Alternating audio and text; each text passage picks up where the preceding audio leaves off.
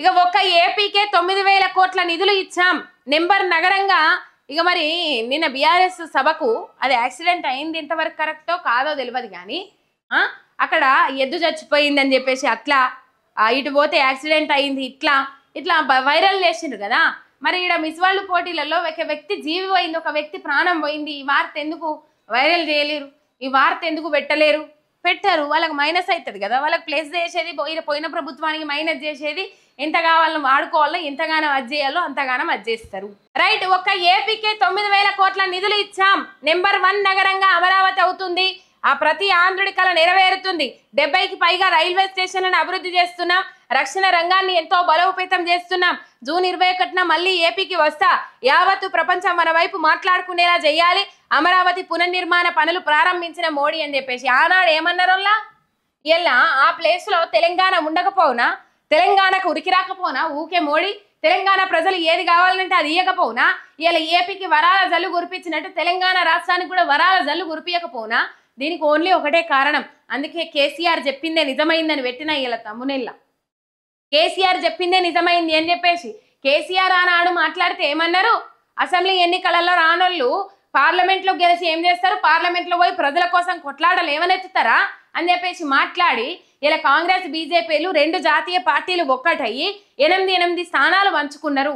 ఒకటి ఎంఐఎంకి ఇచ్చిండ్రు. ఇలా తెలంగాణ రాష్ట్రానికి వాళ్ళు చేసింది ఏంటంటే పెద్ద గాడిద గుడ్డు అని వాళ్ళు మాట్లాడుకుంటారు. కాంగ్రెస్ వాళ్ళు ఏం తెచ్చినని బీజేపీ వాళ్ళు అంటారు. నిధుల వరద వచ్చింది తెలంగాణ రాష్ట్రానికి అంటారు. రూపాయి అంటే రూపాయి నిధులు కూడా 2 సార్లు బడ్జెట్ సమావేశాలు ఏర్పాటు చేస్తే, 2 సార్లు బడ్జెట్ ప్రవేశపెడితే తెలంగాణకు రూపాయి అంటే రూపాయి కూడా పట్టుకరాలి ఈ కాంగ్రెస్ బీజేపీ ఎంపీలు. ఇలా ఆనాడు కేసీఆర్ మాట్లాడితే ఏమన్నారు?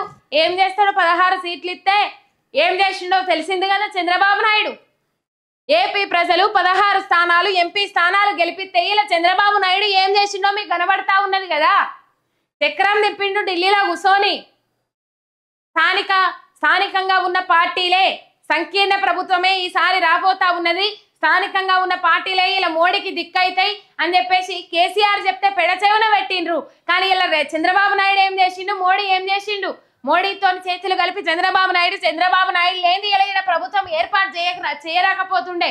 ఎందుకంటే కనీసం వాళ్ళు మ్యాజిక్ ఫిగర్ కూడా దాటలేకపోయినరు, మెజారిటీ ఫిగర్ కూడా దాటలేకపోయినరు బీజేపీ వాళ్ళు. అందుకని చంద్రబాబు నాయుడుతో పొత్తు పెట్టుకొని, బీహార్ సీఎం నితీష్ యాదవ్తో పొత్తు పెట్టుకొని ఇలా వాళ్ళు అక్కడ ప్రభుత్వాన్ని ఏర్పాటు చేసిండ్రు. ఆ 2 ప్రభుత్వాలను ఇటు ఆంధ్ర కానీ అటు బీహార్ను కానీ నెత్తి మీద పెట్టుకొని చూసుకుంటా ఉన్నాడు ప్రధానమంత్రి నరేంద్ర మోడీ. కాలు కింద పెట్టనీయకుండా చూసుకుంటా ఉన్నాడు.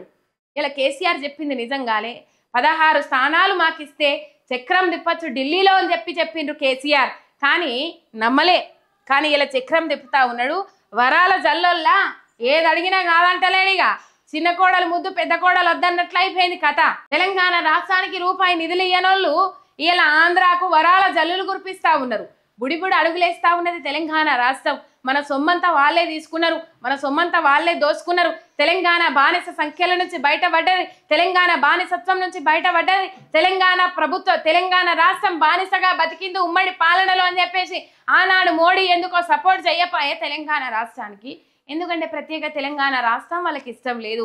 కేసీఆర్ మోడీ ఏది చెప్తే అది ఇంటలేడు. మోటార్లకు మీటర్లు పెడతామంటే ఇంటలేడు. ప్రైవేటీకరణ స్థానా సంస్థలను ప్రైవేట్ పరం చేస్తామంటే ఇంటలేడు.